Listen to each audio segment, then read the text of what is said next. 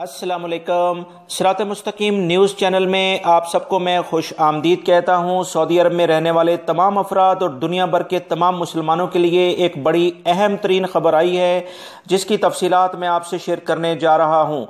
दोस्तों, आप तमाम हजरात जानते हैं कि चाइना से फैलने वाला जो एक बीमारी है जिसने आहिस्ता आहिस्ता दुनिया के बहुत सारे ममालिक को अपनी लपेट में ले लिया है।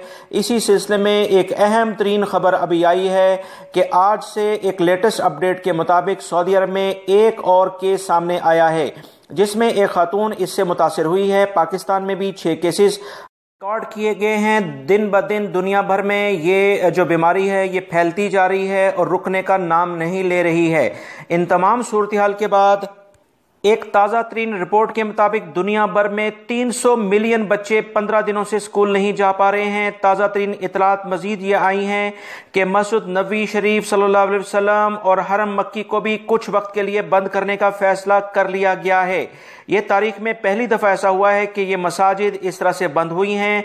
जो इतलात आई हैं कि दोनों मसाजिद को इशा की नमाज के 1 घंटे बाद बंद कर दिया जाएगा और फजर की नमाज से 1 घंटे पहले इन्हें खोला जाएगा। इसी तरह सफ़ा मरवा भी बंद रहेंगे। फिलहाल दोनों मसाजिद में एतकाफ पर गैर ज़रूरी क़याम पर भी पाबंदी आयद कर दी गई है। मसाजिद के अहाते में खाने पीने की अशिया ले जाने पर सख्ती से पाबंदी लगा दी गई है। इसी तरह यूएई से भी खबर आई है कि ऑफिशियली यानी हुकूमत की जानिब से एक एलामिया जारी कर दिया गया है कि तमाम मसाजिद में जुम्मे का खुतबा और दुआएं मुख्तसर रखी जाएं, बल्कि कोशिश करें कि दुआएं ना कराई जाएं। अगर दुआ लाजमी हो तो इसे 10 मिनट से ज़्यादा ना दिए जाएं।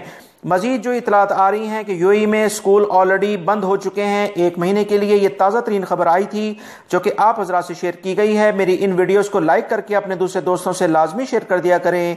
अस्सलामु अलैकुम।